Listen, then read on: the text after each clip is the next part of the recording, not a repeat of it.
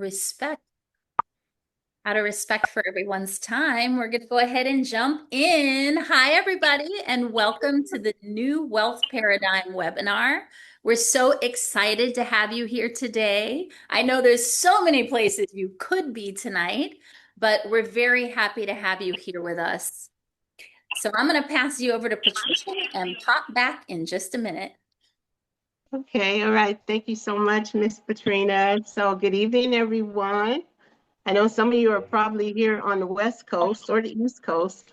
The East Coast people are probably just now getting ready to go to bed, but thank you so much for coming out tonight and fitting us into your busy schedule and accepting the invitation from the person who invited you here tonight. First, let me say this isn't another money webinar filled with jargon, guilt, or shame. This is actually a conversation about real people and real life experiences. A sacred space where we can disrupt old programming, reconnect with our true selves, and learn practical ways to grow, protect, and expand our wealth. Many of us were not born into wealthy families, but have an opportunity to create one. So, without further ado, and out of respect for everyone's time, let's everybody get started. This brings me to the introduction of our first speaker, the very reason so many of the leaders on this panel are here tonight. This woman lights up every room she enters.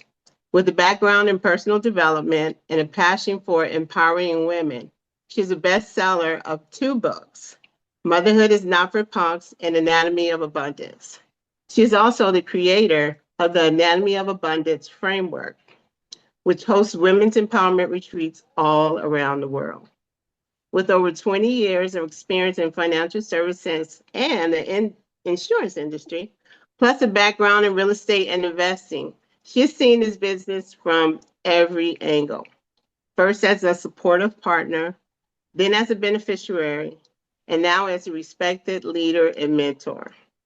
Please join me in welcoming the woman who has not only paved the way for so many of us in this business, but who continues to inspire me personally with her brilliance, her generosity, her wisdom, and her unwavering belief in what's possible. My mentor, my friend, Senior Marketing Director, Patrina Wisdom. Thank you, Miss Patricia. Oh my God, I adore you so much. And everything you say right back at you. Anybody who knows Patricia knows her heart, and it just shines through at everything that she does. So I'm just extremely grateful to be here tonight. I want to value your time. So I'm going to jump in and I'm going to go a little bit quickly. I do encourage you to take notes. You're going to get a lot of value tonight. And I don't want this to be just another presentation where information goes in one ear and out the other, and you never take action. The key here is to listen, to learn, to integrate, and most importantly, to take action and do something that you've not done up until this point, right? To get a new result, you've got to take new actions, and hopefully we'll inspire you to do that today. I want to share a little bit. Patricia gave you some background regarding, my experience and how I came into the industry, but I want to share with you the catalyst for honestly everything that I am and everything that I do right now. I came into the financial industry not by choice, but by circumstance, we'll say. I'm a girl who never wanted to get married, never wanted to have kids. I'm like the rogue free spirit that's always traveling the world and, making decisions that other people would look at and think were a little bit crazy. Do we have any other disruptors in the room? So that's me. I've always just been someone who wanted to live freely, but also that wanted to create impact in people's lives. And I did that in a lot of different ways through modeling, through singing, other, areas of creativity and artistry. I was in the wellness industry for some time. I owned a salon spa, was an esthetician, massage therapy. And that led me into coaching, speaking, writing books, and in this transformational industry. That married with my financial experience has really been able to create a foundation for change specifically for women. And the reason that I focus on women is because, again, I never wanted to get married, never wanted to have kids, but I found myself one day in love and everything shifted. I ended up having 3 children, 2 houses, 2 cars, the whole white picket fence life that I never wanted. But once I got it, I absolutely fell in love with being a mom and with being a wife, while also maintaining my sense of freedom, my entrepreneurial spirit, and my sense of play, which is one of my core values. But if you fast forward to 2009, January of 2009 to be specific, I found myself in a position where I felt like I had everything: the houses, the cars, everything society tells you that you quote unquote should have, plus everything that I actually wanted, right? I was working in my purpose. I was spending time with my children and my family. I was a full-time entrepreneur alongside my husband, who was in the financial business. Now, we were able to create a situation where iron sharpened iron, right? I got to do the things I loved, create success in those areas. He got to do the things that he loved, and we were supportive partners for each other. But after the fall of the market in 2008, I'm sure most of us remember that, my husband fell into a bit of a depression. And unbeknownst to me, because I didn't know the signs to look for, he fell deep into his depression. And on January 6th of 2009, he woke up one morning, put on his suit and tie, grabbed his briefcase, gave me and my 3 kids at the time a kiss goodbye, told us he loved us, and walked out the door knowing he wasn't coming home. He went missing for 24 hours, and the next morning I found out my husband had taken his life. Yeah. If that wasn't enough, the same day I found out that he took his life, I also found out I was pregnant with my 4th child. So overnight, everything shifted for me. And I found myself in a position where not only did I have to carry and birth my 4th child, but I also was a full-time entrepreneur. I inherited my husband's financial business, which quite honestly, I did kicking and screaming because I never wanted to be in finance. I never wanted to be involved in the financial education. Like most women, I'm like, hey, babe, you handle that, and I'll stay in my lane. But fortunately, my husband was wise enough to involve me. He was strong enough to pretty much force me to learn financial concepts and be in part of the financial conversation. And quite honestly, I think it saved my life. And so that's why we're here today. We're here today to speak specifically to the challenges that we have uniquely as women in regard to money, right? Some of the things that we avoid, our relationships with money. I really want to address that because there is a new paradigm of wealth. We're often put off by money conversations because they're very traditionally very masculine, very just not resonant with who we are as women. But in today's discussion, we're going to talk about the problems. We're also going to share my Anatomy of Abundance framework, which is a trademarked framework for bringing together the higher laws, the mindset, the psychology of money, things of that nature, together with concepts and strategies for moving forward to create more holistic wealth. We're going to also talk about financial cornerstones that everyone needs to have in place in order to create wealth and sustain it. We're going to talk about some solutions and also give you an opportunity to ponder your next best steps in regard to your financial wellness. So let's jump in. Let's talk a little bit about the problem. So, when it comes to women specifically, women suffer from investment intimidation. I said it earlier, I know firsthand, I never wanted to be a part of the financial conversation. I wanted to pawn it off to somebody, anybody, I didn't care who, right? Lead the way and leave me out of it, right? And so there's a fear and scarcity program that runs deep within us that causes us to settle financially, that often shows up as not charging your worth, not asking for raises, not wanting to learn any kind of financial education or hold yourself accountable financially because we have that resistance, right? So it can show up in a lot of different ways, which are counterproductive. There's also this culture that we live in of hustle and burnout. So there's this like subconscious story that we have that we need to go work hard for money, that we need to save money. But the truth is, you really can't earn your way to wealth and you can't save your way to wealth either. And you're going to hear a little bit later about why that is. There's also a pay inequity, and these are some of the things we don't hear talked about as much. We do hear about pay equity and the fact that women get paid 82.3% less than their male counterparts for the exact same role. But what about women taking frequent breaks? You don't hear a lot of conversation. We take breaks for taking care of our partners, taking care of our children, birthing children, taking care of our parents, right? So there are these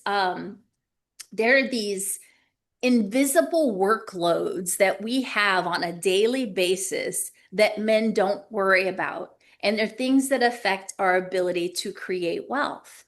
There's also the fact that wealth is often unmanaged, unprotected, or not aligned with our true desires. I don't know about you guys, but if I can't connect on some level to why I'm doing something, I ain't doing it. Is that just me? Am I just hard-headed? Right? You know what I mean? Like I have to be able to have, I'm like the kid. I'm still a kid, right? Why, mommy? Why? But why? I don't get it. But why? Why do I have to do that? And I think that a lot of us women ask those questions because again, we have this invisible workload. We're so spread thin that we're trying to prioritize where to put our time and energy when, right? So these are some of the things that need to move up further in our priorities that we really get to learn how to value and shift in our lives. Because you've been told to grind harder, save harder, and sacrifice more. But the truth is, it's costing you your freedom, it's costing you fulfillment, and it's also in the long run going to cost you your generational wealth building. So, let me share with you a little bit about my Anatomy of Abundance framework. This is something that was developed not only through education and learning like finance and money and shifting my own relationship with money, but it was also learned through experience. And I will say, not learned past tense. It's a constant learning because at every level of growth and success, you've got to become a new version of yourself. And so I always go back to this framework and I say that in order to create what I call embodied abundance or pure abundance, you must be bold and courageous enough to be unapologetic. You also need to be strong in your identity, knowing who you are, what your core values are, your guiding principles, and that should become the basis for how you make all your decisions moving forward. That's what we would call alignment. So you're feeling unapologetic, you've got a strong identity, you're feeling aligned, and this is what enables us to be free, right? It gives us a sense of freedom. But freedom energetically is not the same as being free financially. So oftentimes we'll seek purpose and freedom in so many different areas of our lives, but ignore the financial piece. And I want to encourage you to really dive into your relationship with money. You want to have also a big vision for your life. I say cast the vision and then back engineer how to get there. We don't always know what the next best steps are in order to reach our big vision, but if you're holding that vision for yourself, those opportunities are going to come and cross your path. So the system itself, step one is to really identify who you are, not who you've been told to be, not who society tells you to be, but the truth of who you are outside of those things.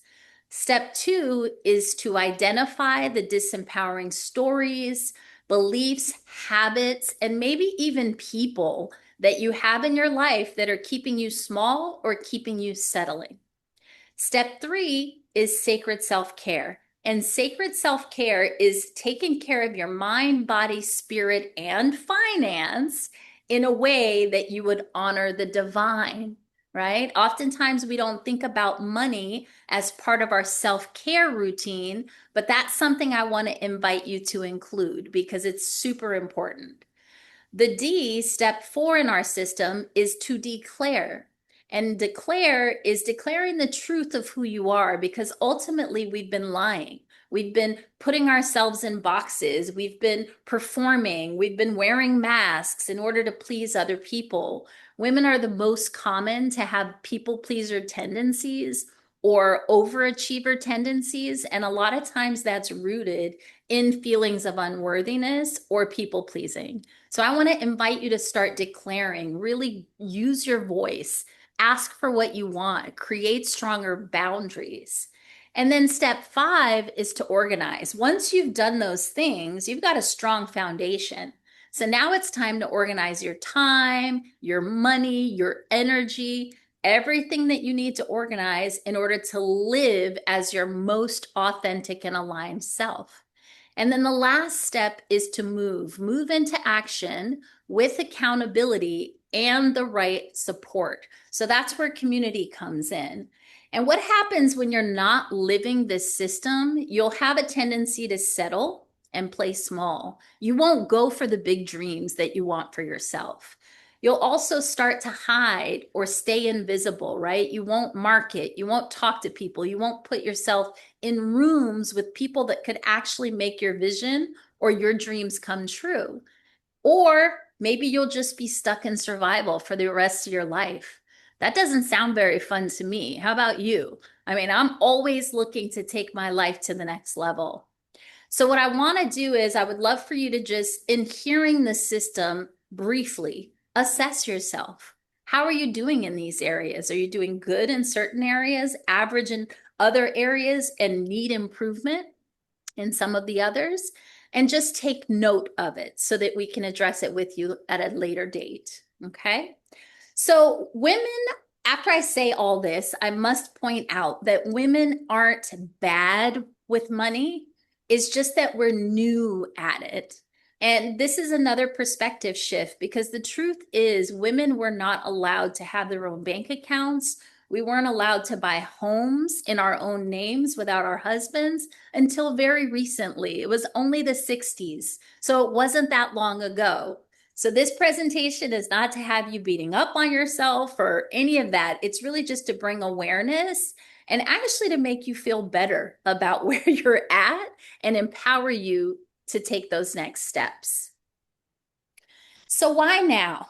I think that now is the biggest opportunity for women to really own their power, claim their sovereignty, and create wealth. Why? Because, well, to be quite honest, there's a lot of people effing it up. Like, we need women right now, right? We need our nurturing. We need our emotional intelligence. We need our perspective. We're the ones who hold everything together and have done for so long. The economy is shifting and the cost of waiting is getting higher and higher and higher. We used to wait for someone to save us. Now we know we must save ourselves.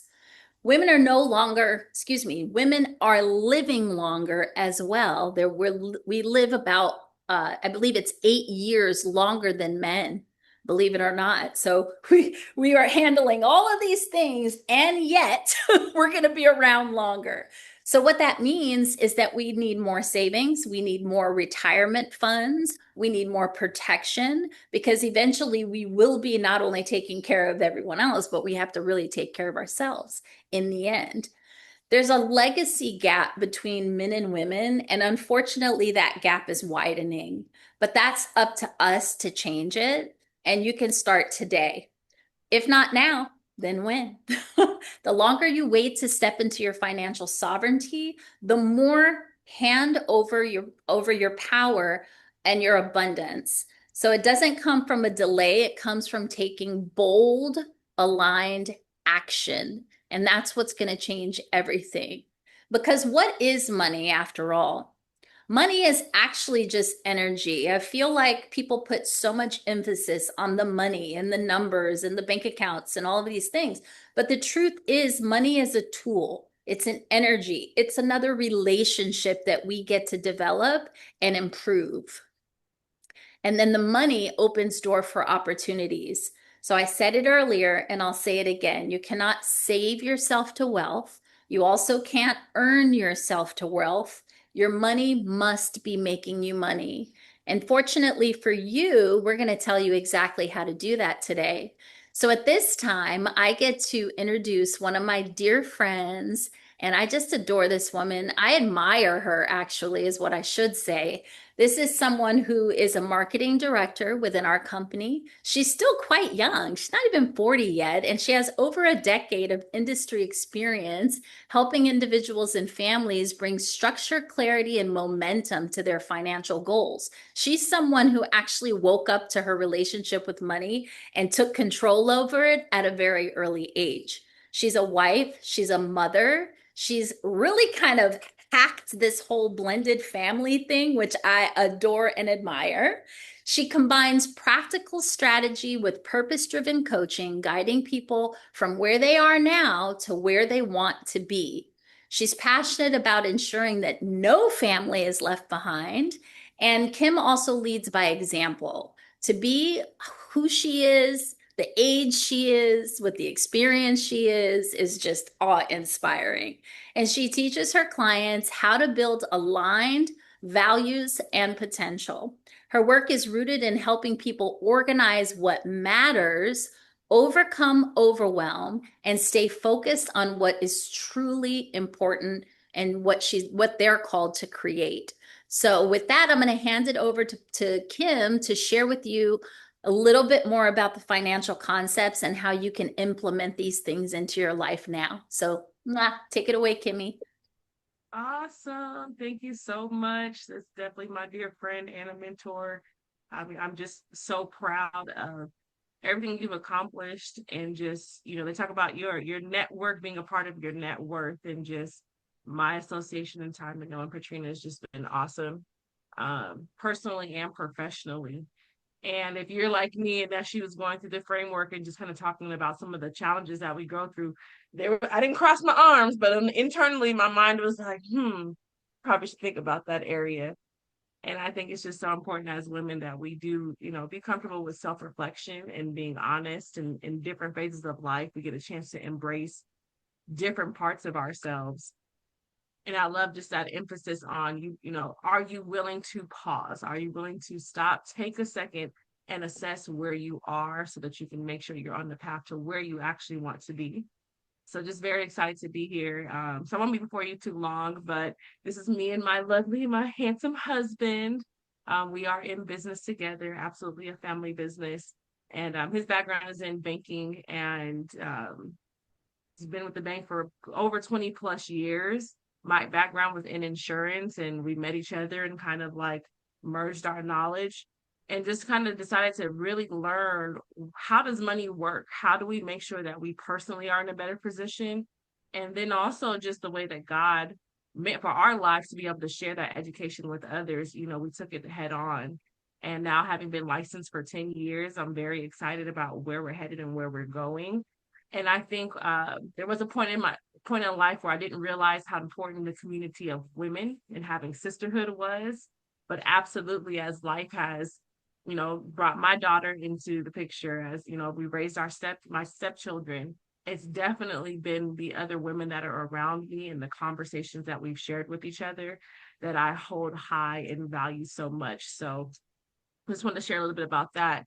But just going into some of the concepts that we think people should be aware of and have a grasp of. And we're going to start with the financial cornerstones, or we say the four cornerstones of our finances. And like Katrina said, because life takes you in so many different directions, there are so many changes that can happen to you personally, but also your finances. So the first area that we always like to make sure people are educated on is proper protection. So this could be something as simple as a life insurance. Yes, making sure that if you pass away, you as the breadwinner for yourself or you as the earner for your family, that they wouldn't be left out of anything because you're no longer there. And that's a part of a mentality, a desire to leave a legacy or a desire to have an impact on those that are closest to you. But beyond life insurance protection, there's things like long-term care, disability. I think about, having children. There are often times when people aren't aware of how short-term and long-term disability works, which is paycheck protection for you at your job. Where, like Patrina said, we go through these different changes, one of them being becoming pregnant or having children. Do we have things in place to make sure that our income doesn't stop? Now, I'm making a little joke here, daddy's maybe mama's baby. We don't know what could happen at any point. You could be taking care of your children on your own. So making sure that you as a woman, you as an individual, and as a mother, a part of your household, have those type of protections in place, very, very key. Growth, this is where things get excited. Just looking at, how is my money growing? I mean, if I thought about anything money was supposed to do other than be spent, now I know it's grow. And it took way long for me to find that out, which is why we have a passion for making sure people as young as 18 understand, how do you make sure that your money is growing? How do you make sure that your money has the capacity to work for you as something that can put you in better positions? And again, when I first was learning, and someone asked me, like, how do you want your money to grow? I said quickly. So I knew enough to say quickly, but I had no idea how to make sure that the money was actually going to grow quickly. And that's what we're able to do, is actually educate people on what are those specific vehicles that are going to empower you to be able to make decisions, especially for those of us who are entrepreneurs, decisions that don't jeopardize your peace or your comfort or your lifestyle. The third thing is safety. We talk about the volatility of the stock market. I remember the first time I learned what the S&P 500 was, those top 500 companies. For a phrase that's tossed around so long, again, took a long time before I actually understood what that meant. But I had seen Nike stock. I had seen people be excited about Nike. I'm a millennial. We wore Nikes our whole entire life. So when we heard that people were upset that some football players or some athletes or people who had endorsements were taking knees, and that was causing the Nike stock to go down, it was like, oh, I understand that. But from a money standpoint, do we understand that our money is invested in these companies and our attitudes, and that causes things to fluctuate? So when it comes to protecting your finances, you want to make sure your money is safe from some of those fluctuations, just like we do like with our children or our friend. We want them to be aware of what's going on, but we want to shield it as much as possible. So having the answers on how to keep your money safe, definitely important. And then the last thing is tax advantages. And it's not the last thing, because Uncle Sam is trying to get his first. Uncle Sam is trying to get his cut before you get your cut if you look at your paycheck. And there's nothing wrong with that. We want our communities, we want our neighborhoods to look nice. We want to support those things that are going to make us as a whole, as a country, better. But then we also have a responsibility to make sure that if there are any advantages for us personally, for our family, that we look into it. So we educate people on what are some tax advantages that they can look at. What are strategies or ways to be able to diversify to make sure that Uncle Sam isn't walking away with more of your hard-earned money than you are. Okay. So I want to touch on one more concept, which is called the rule of 72. I don't know if you guys have heard of it, but you've probably used it.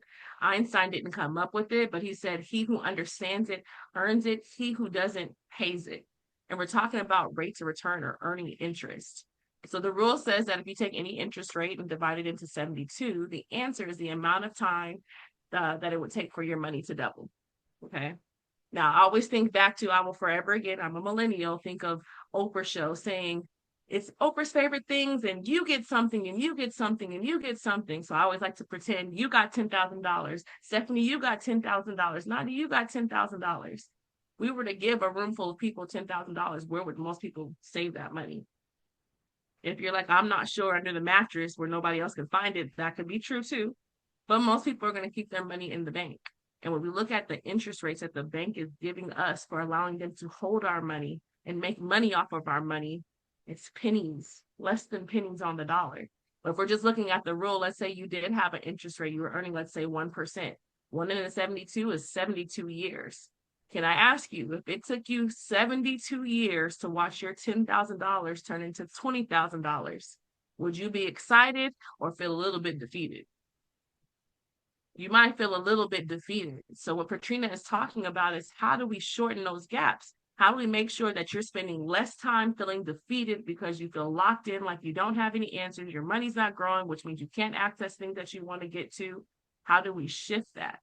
So understanding this rule and understanding, if I earned 1% and it took 72 years, how powerful would it be if I could find places that are going to give me a lot higher of a rate of return? And that's what we do. We match people up with vehicles that are going to put them closer in alignment with the rate of return they need to actually hit their goals in the time frame that they need it. So we were to look at this goal at the same rule and apply 10%. 10 to 72 is 7.2 years. Look how many doubling periods this money had. One from 29 to 36, 36 to 43, 43 to 50. 1, 2, 3, 4, 5, 6, 7. We're looking at the same span from 29 to 72. $10,000 had the opportunity to compound and grow all the way to $640,000. Let me ask you a question, because I always look at the 4% like a CD, and then the 640 that the bank might be, compounding with our money. Do you think they mind giving you the 40,000 if they know they're going to keep the 600? Absolutely not. Do you know somebody who would benefit from keeping a little bit more of that 600,000? And it might seem like, yeah, no one's earning that much. No, you are. They're planning. They're intentional about it. And that's our intention today, is that if I could show you a way to put your money where the bank puts their money, would that be of value to you? And most people have the wherewithal to say yes. It's just a matter of being bold, of desiring that clarity and saying, hey, let me talk to a professional. Let me just find out what are some of those things that the wealthy have been doing. So that's all I have to share for today. I'm definitely excited to introduce the next speaker. She is also a dear friend. She is just a huge heart.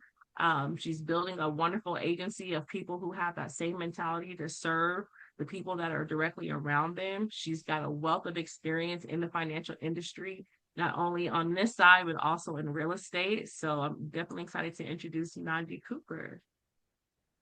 Thank you, Kim. Thank you, Patrina. I am excited to be here with these awesome women who trained me, who, Kim brought me into the business and opened my eyes to a whole new area of um, finance and wealth building that for over 20 years in the real estate industry, I had never heard of before.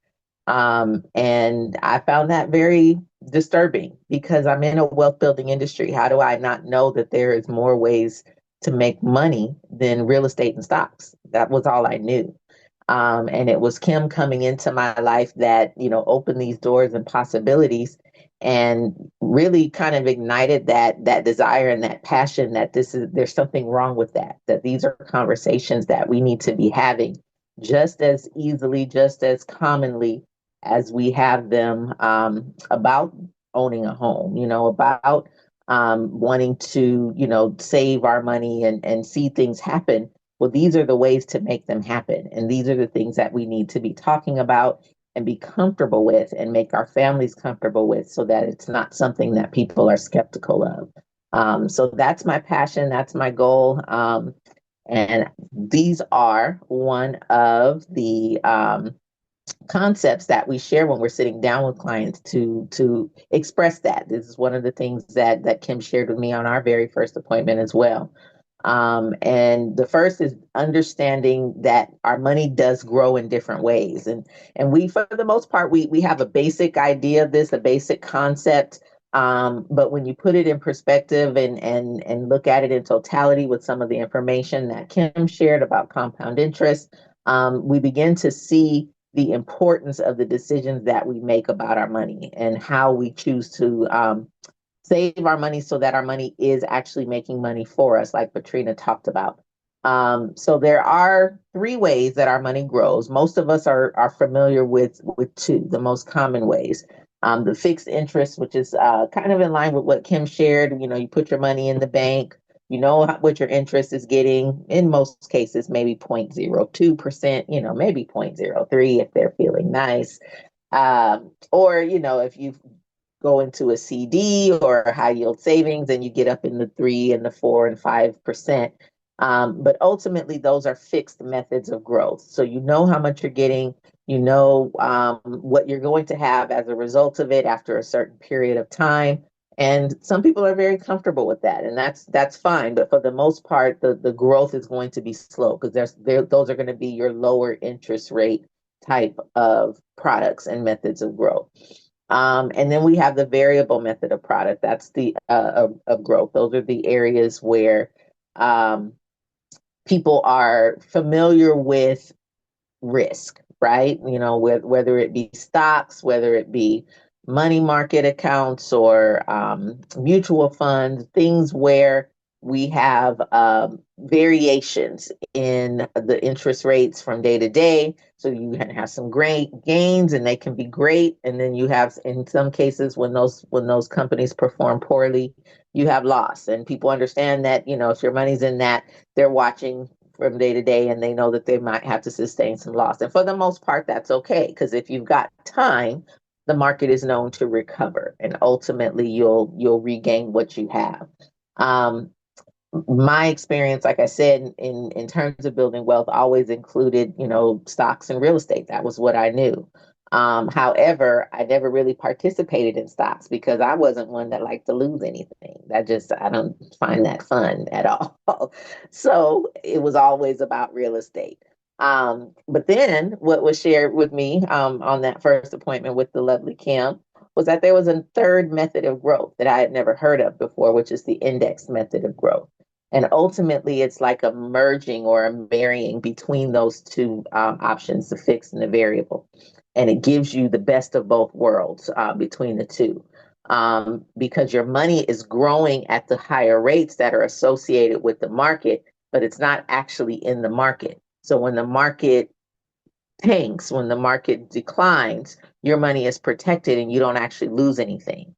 It places a cap on how much you can participate in, as well as that floor, and that it's that floor that I like, that protection, that I have a guarantee that I will never lose any of my money. But it gives me that opportunity to participate in the 8% and the 10% and the 12% gains from year to year. So those are the three different ways, and all of them have their place, all of them have their benefits. But again, it's about knowing the differences and knowing what is most appropriate for you at any given time. So those are areas that we bring education around and help our clients determine what's most suitable for them. The other method is the other area that we discuss has to do with how our money is taxed and understanding that the ways that we save our money impacts the amount of taxes that we pay on them.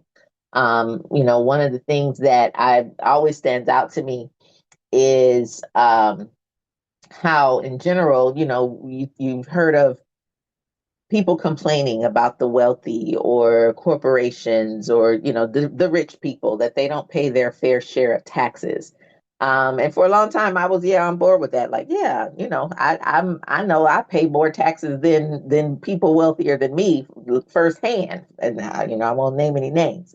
But um but as I've learned about this and learned that it really comes down to knowing how to save your money, knowing where the loopholes are, knowing what is allowed, that you begin to see the benefit of taking advantage of those. And then it becomes like, what, can you really blame them? You know, like I don't know if we can really blame them for taking advantage of paying the least amount that they are able to pay. Because frankly, once I learn how to do it, I'm gonna do it too. That's kind of the method and the thought, right? So, what are those ways? How do we do that? In some instances, it has to do with how you choose to save your money. So, we're very familiar with the types of savings and growth that requires us to pay Uncle Sam every year. That's the tax me now category. So those be it, you know, whatever pennies we earn in our savings accounts, or, you know, maybe dollars in our CDs, or maybe thousands in our stocks and mutual funds, even in real estate. When you sell a property, every year that you earn that money, that year Uncle Sam wants his cut. And what that does is it impacts that money's ability to compound, because every year you're pulling out, you know, a 20%, 30%, whatever it is. And it impacts that money's ability to double from year to year. Um, so, what the government did as a means of helping people reach the higher numbers that are associated with retirement is they offered incentives to corporations, where if they helped their employees save money by taking the funds out of their checks pre-tax before they paid taxes and managing it for them, saving it for them in variable based products, be it your 401k, your pensions, IRAs, things like that. Um, the government said, okay, we'll be patient. You do that, help that money compound, help that money grow. And then when they're ready to retire at age 59 and a half or later, now we'll take our cut when they pull that money out. Great. Gives your that money an opportunity to get up in that 300,000 and 600,000 range that Kim shared with us.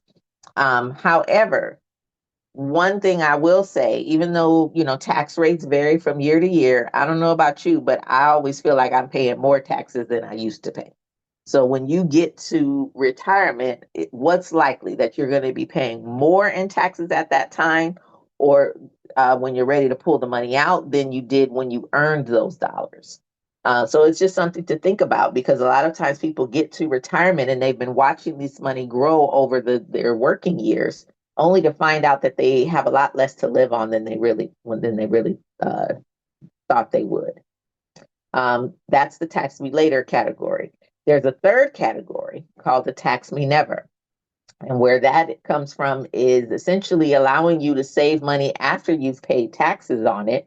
And then therefore the money that grows then is you do not have to pay any taxes on.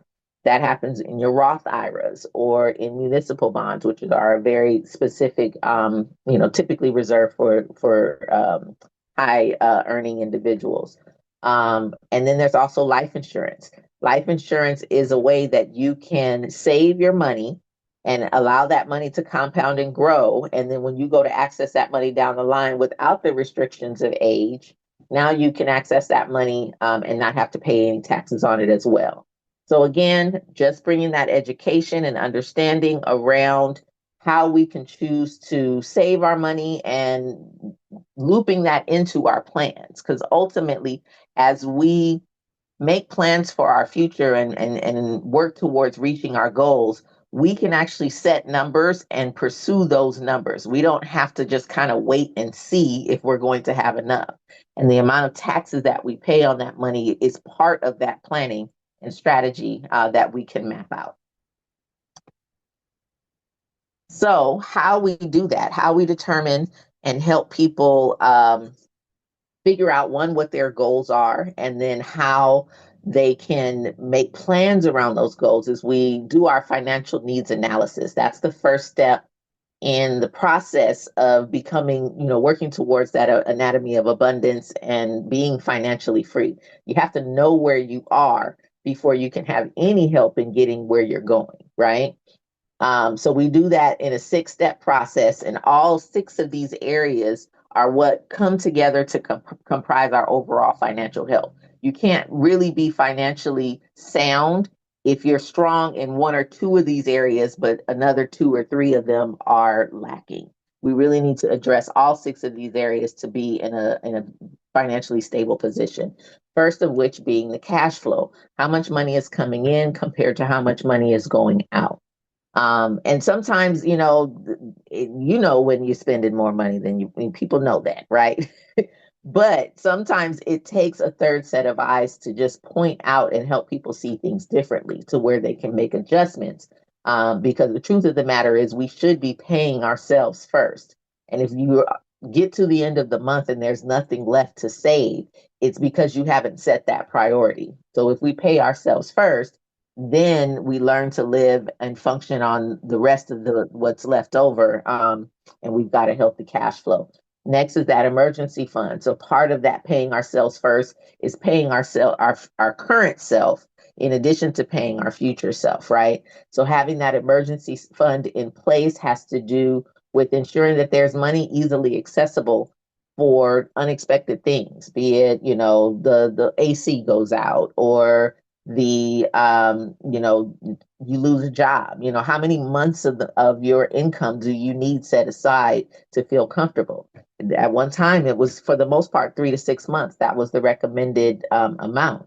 But we all know after COVID, 3 to 6 months, it is very realistic to potentially be out of a job or an income for a much longer extended period of time.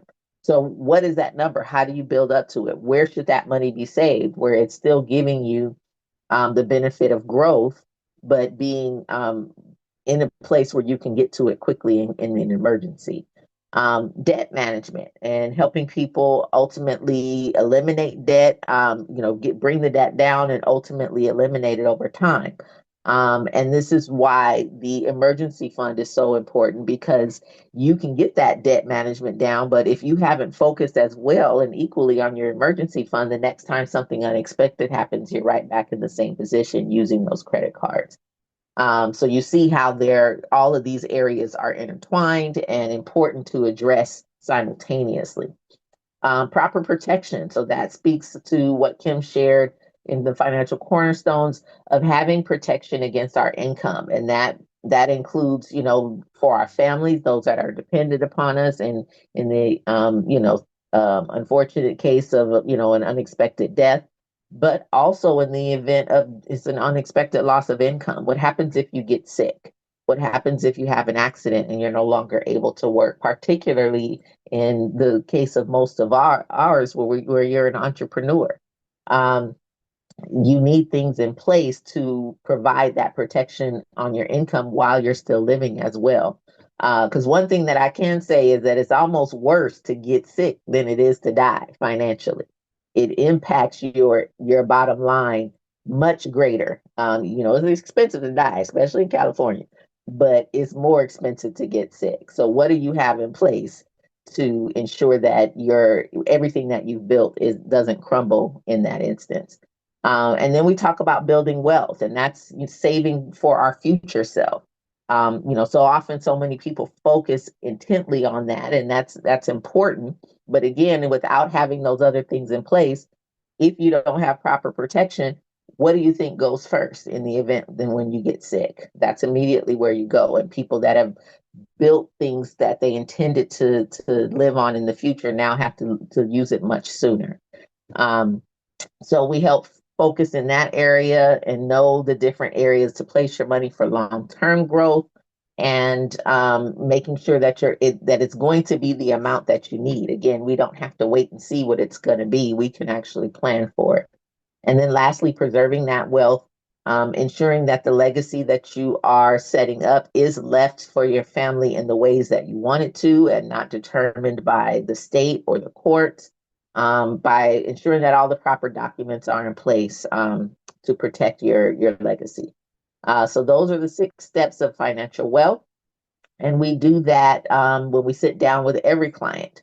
The other opportunity that we share when we sit down with clients is really the greatest opportunity that we offer. And that's to join us in business by becoming a licensed agent. Because the truth of the matter is, like Patrina says, you can't earn your way to wealth and you can't save your way to wealth. True wealth comes in ownership. And ownership happens when you have a system, in addition to your money, that's making money for you. So we provide that capability. And it starts with who you know. It starts with just sharing financial concepts and the things that are bringing freedom to you, to those you love, and making sure that other people are aware of how they can put their money to work for them as well. So that's something that we offer and we discuss, and it doesn't require any knowledge. As a matter of fact, I think everyone on here has expressed how that's not where we started. That's not what we came into it from, and it isn't required to be successful in the business. Wow, Nandi, that was amazing. It's so fun to sit back and listen to you guys share the information, even though I know it and I've been listening to it for over 20 years, or sharing it. But it's always so nice to hear it because it's a reminder. And one of the things I love about our business and what we do is that it's a reminder to ourselves. It holds us accountable to the things that we're actually teaching. And 9 times out of 10, just like Kim said earlier, oh, I probably need to tighten back up in this area, or I need to put emphasis and intention back in that area. So, what I want you all to take away from this presentation today is that no matter where you're at, it's fine, it's perfect. It's what you do next that really matters. And I was one of the lucky ones, I have to say. The fact that I married someone who came in contact with this business and forced me to learn the concepts and made sure that we had our investments and our insurances and emergency funds and all those cornerstones that we talked about today in place. If it wasn't for us putting those things in place the way that we were taught, I wouldn't be sitting here the way that I am today, having been a full-time entrepreneur for all these years, raising my 4 kids as a single mom, homeschooling my children, and being able to share this information with others. So there's magic in this moment, and I don't want you to miss it. So, what's in it for you? Obviously, there's the direct benefit of learning the financial concepts and putting a plan in place for yourself. There's the benefit of sharing this knowledge with your friends, families, coworkers, people who really need to hear the information. By the way, not just women, but we focus specifically on women for this presentation because of all of our unique challenges. And because typically when we're brought this type of information, they're speaking so far over our head that honestly it shuts us down. Is it just me? So we want you to leave here with confidence and clarity in your financial decisions. We want to help you support wealth that also supports your lifestyle. We want you to free up your time, your energy, and move from hustle to harmony so that you're not feeling like you have to prove your worth, but also where you're feeling secure, you're feeling safe, you're feeling empowered within yourself, mentally, emotionally, and financially. And then we also want to invite you into our incredible community of like-hearted women who are talking about money, who are working on their relationships with money, and who are redefining what success actually means. Because I believe we've been lied to. Success isn't what people have told us it's, supposed to be. Success is on your terms, and you get to define what that means. So this isn't just about money, it's about freedom. It's about joy. It's about sovereignty and legacy. These are the things that we can support you with. And we would love to have a conversation following this presentation. So, whoever invited you, make sure that you get together with them and schedule your financial needs analysis, your financial wellness audit. This is a checkup that we give completely complimentary. So we'll sit down with you. We'll see where you're at currently, where you want to go, what's your vision and your goals, and then figure out what your next best step is to get there. We're going to clarify and quantify those visions. We're going to identify the money leaks that you currently have in your plan, if you have a plan at all. We're going to discover opportunities to increase, grow, and protect your wealth. Because, like Nandi said, these are things that need to be happening simultaneously. And like I said, determine your best next step. So if this is something you'd like to take advantage of, you can reach out directly to the person who invited you, or you can scan the QR code and schedule a follow-up call, and we'll go ahead and take those next steps towards your financial freedom, sovereignty, and abundance. And before we wrap up, one of the things I love to do is just share a couple of case studies. This is Brandy. Brandy actually was a part of my book, as was Kimberly Spears, who's on the line with us. She shared earlier. They were co-authors in the Anatomy of Abundance framework book, and also both of them have attended some of my Pure Abundance retreats. So both of them I've worked with quite a bit. But Brandy is someone who's super talented, multi-hyphenate entrepreneur. Again, outside looking in, it looked like everything was perfect. But she was actually behind the scenes working 6 jobs and still was broke and felt broken. She was unable to save. She was unable to invest, constantly behind the 8 ball financially. She didn't have any financial education, and she felt hopeless in regard to her financial future. Her and her mom, they're best friends. They live together. They are in business together. Mom has a lot of sickness going on, and so she takes care of her mom. And unfortunately, they just didn't really see a way out of their situation. Once we started talking to them with the anatomy of abundance framework, and then we did our financial needs analysis, Brandy actually became a part of our business. She joined the team on a part-time basis, which actually pivoted to a referral basis because once she learned the concepts and started implementing a plan for herself, it gave her the space to be able to pivot and do the things that she had been wanting to do while having her finances take care of themselves. So she released her jobs to start focusing all of her attention on her business. She released the apartment that they had in Solana Beach, was a beautiful beachfront condo or apartment, and they started traveling as digital nomads. They actually started house sitting so that they had no overhead and were able to leverage all of the income that they were making. They secured their life insurance and they got the kind of life insurance that also allowed them to build wealth through that tool. And then right now, the way that they're living, if you were to follow them on social media, you would just your heart would be warm because they're joyful, they're inspired, they're traveling, they're enjoying life while also realizing that financial security. And I think that's something we all want and maybe just don't have a pathway to achieve. And then the last case study I want to share with you, is she still on? She was on with us, Miss Stephanie. Stephanie, if you're on, go ahead and spotlight yourself. I'd love to pull you forward and just let you share a little bit of your experience.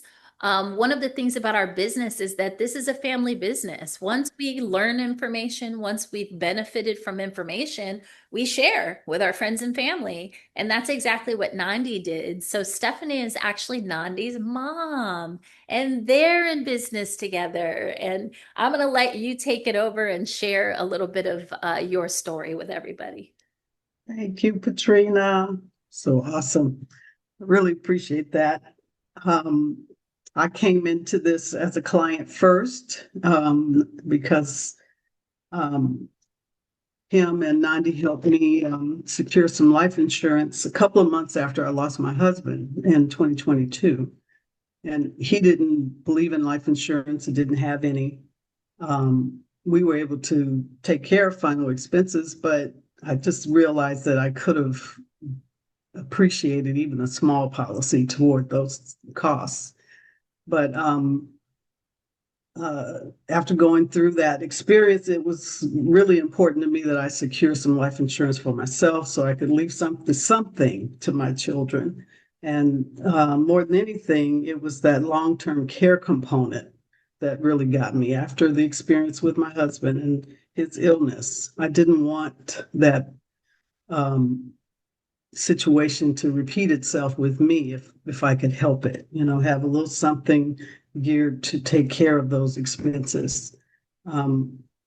So we took care of that. And then the next year, I think Kim and Nandi both helped me with some retirement planning, switching some things around.